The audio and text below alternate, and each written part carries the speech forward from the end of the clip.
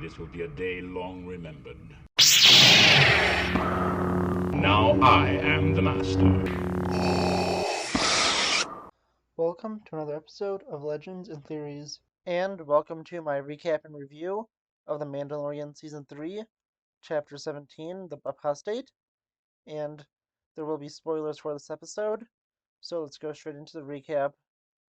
A ceremony being conducted by the Children of the Watch to induct a new young child into the Mandalorian clan is interrupted by an attack of a large creature coming out of the sea, and the Mandalorians desperately try to fight it off, but fail to wound it significantly until a ship flies in and is able to shoot the beast and kill it.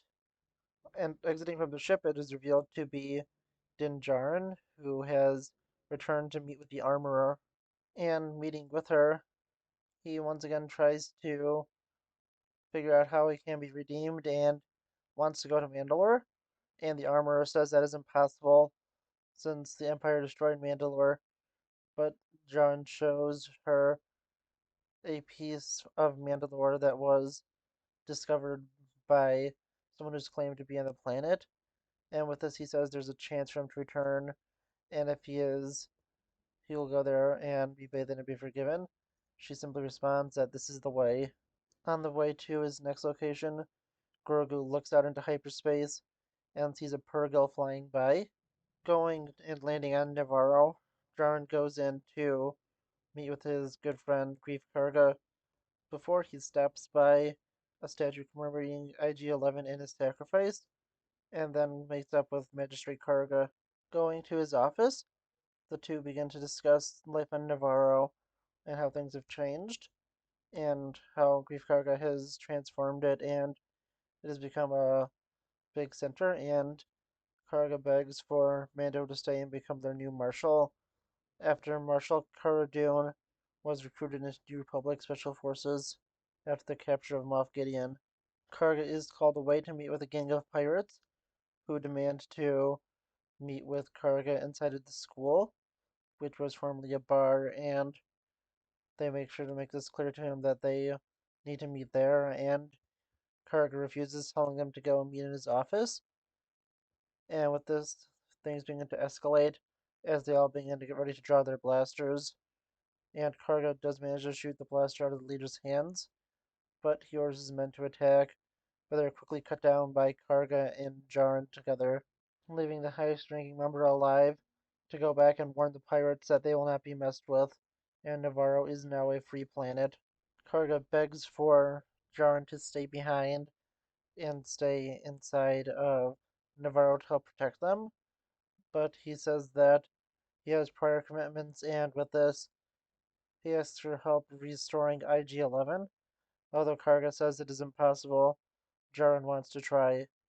He then is able to partially restore IG-11 and connect him to power, but with this, Queel's program was overridden by the base programming being an assassin droid and attempts to assassinate Grogu. With this, Djarin opens fire upon the droid and is eventually able to take him down with the help of a droid, shoving a giant bust of Grief Karga upon it, crushing the droid's head. Going to get professional help, Djarin learns that there's nothing that can be done to fully restore the droid unless I can get a new memory circuit, and this type of droid has been out of production, so it's not going to be easy to find.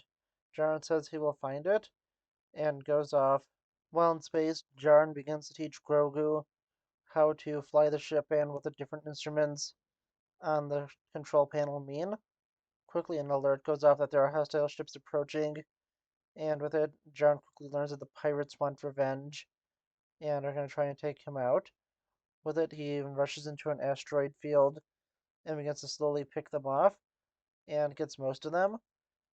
But after going after the last ship, he quickly realizes he was led into a trap, and the pirates' command ship is there, and with it, the pirates' leader tells him to surrender, knowing that it's not wise to trust a pirate.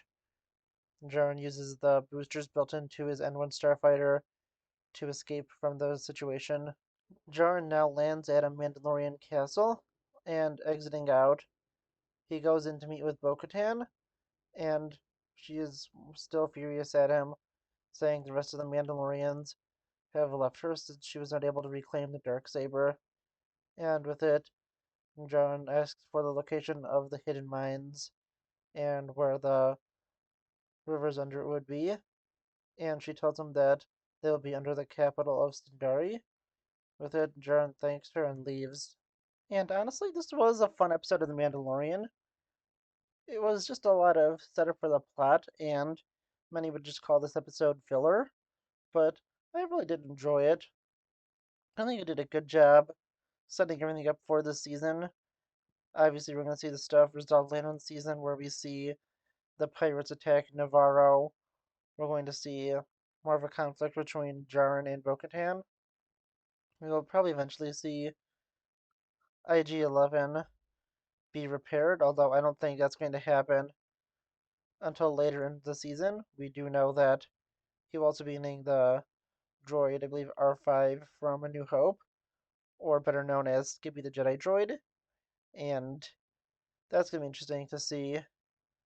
And continuing on, it's going to be pretty interesting to see what happens this season in The Mandalorian and how everything will go. It is a pretty interesting setup, but not really of the interesting stuff has happened yet. And as I said in my Bad Batch review, I actually think that episode was better. And I could go into more of the specifics here, since I'm discussing spoilers for this episode. And here, I think that this one was just doing a lot of setup, while that one had a lot more continuation of previous storylines. If you want to learn more about that, go watch that video. But we got two great pieces of Star Wars content today. Both were interesting and fun stories. I think that they really did a good job telling everything here, and I really just can't wait to see where they go with this season. And with this, I'm probably going to be doing the full Mandalorian recap and review together, since I was doing that for the last seasons, and this was actually the first series I did on this channel, which was actually just the recaps originally for Mandalorian Season 1 leading up to the release of Season 2. And that honestly is something I want to keep in line, so I'll try and keep this out like this. And yeah, honestly, I'm really excited to see where the season goes, what happens with Din Djarin, Bo-Katan, and the others. And yeah, honestly, I'm really excited. But I want to know what you think. Please let me know in the comments. And I'll see you on the next episode of Legends and Theories. Thank you for watching this episode of Legends and Theories. Please subscribe, like the video, share the video, leave a comment, check out the video on screen, and may the Force be with you.